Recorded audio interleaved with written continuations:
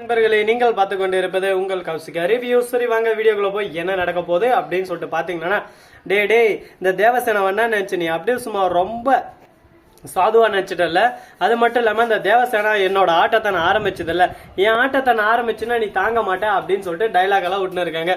எதுக்காக அப்படின்னு சொல்லிட்டு பாத்தீங்கன்னா, நம்ம தேவசேனா கரெக்டா நம்ம கதிரேசன் இருக்கார்ல, அவர் வந்து வாரி வாரி வழங்கின கிஃப்ட் எல்லாத்தையும் அப்படியே சும்மா அழகா சிசிடிவி கேமராக்கெல்லாம் அதில் ரெக்கார்ட் ஆகிட்டு இருந்திருக்கு. இந்த விஷயம் கதிரேசனுக்கு எதுவும் தெரியலங்க. கதிரேசா, உன் கையாலே நீயே போயிட்டு நீ கொடுத்த கேஸ் அப்படியே சும்மா அழகா வாங்கிட்டு வந்து பர்க்குன்னு கிழிக்கிற வேண்டிய நேரம் வந்துருச்சு. இதுக்கு மேல உன்னால என்கிட்ட மோதவும் முடியாது, ஒன்றும் பண்ணவும் முடியாது. நீயா தோத்துட்ட, நான் அந்த கேஸை விட்டுடுறேன் அப்படின்னு சொல்லிட்டு போயிட்டா உனக்கு நல்லது. இல்லையா மவனை உன்னை அவ்வளோதான் வச்சு செஞ்சு விட்டுருவோங்க அப்படின்னு சொல்லிட்டு பயமுறுத்த ஆரம்பிக்கிறாங்க. எதா பாருமா, நீதாம்மா என்னோட சிசின்றத நீ நிரூபிக்கணும். மேடம், உங்க பேச்சை கேட்கலன்னா எனக்கு வேலை இருக்குமா சொல்லுங்க பாக்கல. நீங்க என்ன சொன்னாலும் சரி மேடம், அதை அப்படியே செய்வேன். என்ன இவங்க மேல கேஸ் போடணும் அவ்வளவுதானே, நான் இப்பயே போய் கேஸ் போடுறேன் அப்படின்னு சொல்லிட்டு முடிவு பண்ணிட்டாங்க. ஏப்பா, உன் மேல எந்த ஒரு தப்பும் இல்லை, நீ ரொம்பவே நல்லவ, நீ நிரபராதினே வச்சுக்கலாம். நீ ஏன்பா எனக்கு இந்த அளவுக்கு வாரி கொடுக்குற? எவனானா அவன் மேல தப்பு இருந்தா மட்டும்தான் இதெல்லாம் செய்வா. தப்பு இல்லாம நீ எதுக்கு கொடுக்க போற, எதுக்கு நான் வாங்க போறேன் சொல்லு பார்க்கலாம் அப்படின்ற மாதிரி கேள்வி மேல கேள்வி எல்லாம் ஆரம்பிக்குதுங்க. பேசுறதுக்கு வார்த்தை இல்லாம ஒரு பக்கம் வாய முடின்னு சைலண்டா வெளியே போயிட்டாரு. நான் அந்த கேஸை வாபஸ் வாங்கிடுறேன், இந்த கேஸுக்கு உங்களுக்கு எந்த சம்மந்தம் இல்லை நான் சொல்லிடுறேன், விஜய் வெளியே விட்டுறேன், ஆனா இதை மட்டும் வெளியே போட்டு மானத்தை வாங்கிடாதீங்க அப்படின்னு சொல்லிட்டு சொல்றாங்க. இதை கேட்டதும் சரிப்பா நீங்க சொன்னா கரெக்டா தான் இருக்கும், இதை அப்படியே அச்சு பிளராம ஒரு பக்கம் செஞ்சு விட்டுருவோம் அப்படின்னு சொல்லிட்டு ஒரு ஐடியால இருக்காங்க. ஆனா இதெல்லாம் என்ன பண்ண போறாங்கன்னு சொல்லிட்டு தெரியல. கடவுளே காட், உங்ககிட்ட தான் இருக்கு, நீ என்ன முடிவெடுக்கிறியா எல்லாமே உன்னோட இஷ்டம், நீ பண்றது எல்லாமே உனக்கான ஒரு இது. அதனால எந்த ஒரு பிரச்சனையும் எங்களுக்கு இல்லை. நாங்க எல்லாத்தையும் ஒரு பக்கம் அழகா நைஸா தான் பேச போறோம், நைஸா தான் எடுத்துக்க போறோம். என்னென்ன நடக்க போகுது, எது நடக்க போகுது அப்படின்னு சொல்லிட்டு கூடிய விரைவில் கூடிய சீக்கிரம் நீங்க பார்க்க தான் போறீங்க, பார்த்ததை என்ஜாய் பண்ண தான் போறீங்க. சரி, இந்த மாதிரியெல்லாம் ஒரு பக்கம் இருக்க, மறுபக்கம் என்ன நடக்குதுன்னு சொல்லிட்டு பாத்தீங்கன்னா, நம்ம வெண்பா இருக்காங்களா, அவங்க இருந்து நல்லா அரவிந்த் சொன்னதை கேட்டு அப்படியே சும்மா அந்த நிஷா கால் மேல போடுன்னு போட்டு அவ காலை உடைச்சு அவளுக்கு அப்படியே சும்மா கையில ஒரு கோலை கொடுத்துட்டு அப்படியே சும்மா நொண்டி ஆட்ட ஆடுற மாதிரி நொண்டினே போறாங்க.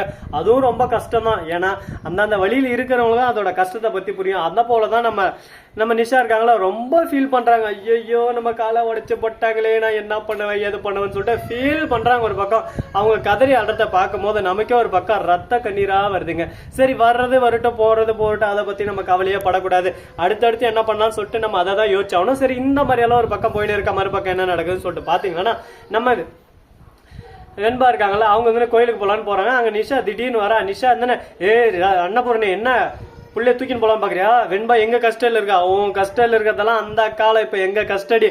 எதனா பேசினேன் நொண்டிக்கால் மேல 4 நங்குன்னு வச்சு விட்டுருவோம். ஆல்ரெடி வெண்பா போட்டு உன் காலை உடச்சு விட்டுக்கிற, இன்னும் நானே எதனா பண்ணணுமா அப்படின்னு சொல்லிட்டு கேட்டுன்னு இருக்காங்க. இதை கேட்கும் போது நமக்கே ஒரு பக்கம் சுவாரஸ்யம், ஒரு பக்கம் பயம், ஒரு பக்கம் பீதி, ஒரு பக்கம் அள்ளு விடுதலை அப்படின்ற மாதிரி தான் இருக்கு.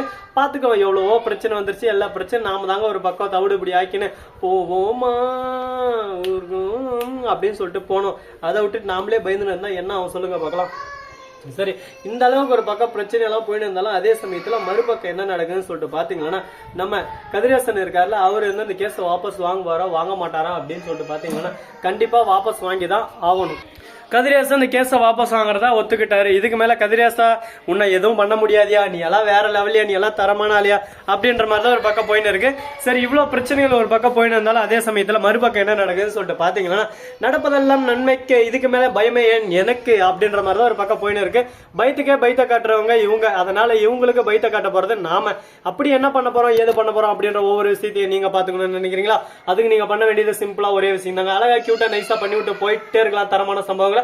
அது மட்டும் இல்லாம நம்ம கதிரேசன் இருக்காரு, அவர் வந்து போய் வாபஸ் வாங்குற போது ஏன் எதுக்கு என்ன வாங்க வாபஸ் வாங்குறீங்க, எதுக்கு நீங்க தானே கேஸ் கொடுத்தீங்க, என்ன ரீசன் அப்படி இப்படின்னு சொல்லிட்டு கேட்கறேன். இந்த கேஸ்க்கு அவருக்கு எந்த சம்மந்தம் இல்லைன்னு எங்களுக்கு தெரிய வந்துச்சு, அதனால கோர்ட்டுக்கு போகாம உங்களுக்கு தெரிய வந்துச்சு, அப்படி கேஸ் போட்டீங்க, என்ன எங்க நேரத்தை வேஸ்ட் பண்றீங்களா அப்படி இப்படின்னு சொல்லிட்டு ஒரு பக்கம் தாறுமாறா அவர் மேல கேஸ் ஒரு பக்கம் பாய போதுங்க.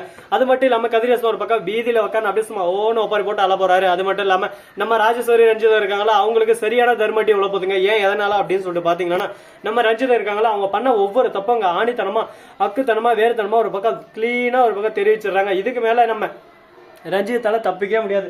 ரஞ்சிதம் நீ மாட்டிக்கிட்ட, உனக்கான காலம் முடிஞ்சு போச்சு, இதுக்கு மேல எனக்கான காலம் ஆரம்பம் அப்படின்ற மாதிரி தான் ஒரு பக்கம் போயின்னு இருக்கு. இதுக்கப்புறம் என்னென்ன பண்ண போறாங்க, ஏது பண்ண போறாங்கன்னு சொல்லிட்டு ஒன்னும் புரியலைங்க.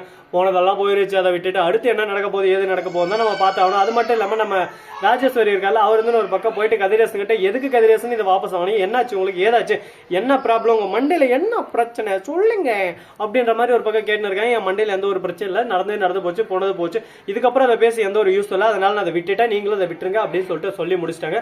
ஸோ நண்பர்களே, இந்த வீடியோ பிடிச்சிருந்தா லைக் பண்ணுங்க, கமெண்ட் பண்ணுங்க, ஷேர் பண்ணுங்க, டிண்டிங் பெல்லை தட்டி விட்டு போங்க. அப்பதான் நான் போறேன் அடுத்த வீடியோ உங்களுக்கு உடனுக்குடன் நோட்டிபிகேஷன் வந்து கொண்டே இருக்கும். மிக்க நன்றி, தேங்க்ஸ் ஃபார் வாட்சிங், டாடா, see you, நன்றி, வணக்கம், வந்தனம், வருக தருக.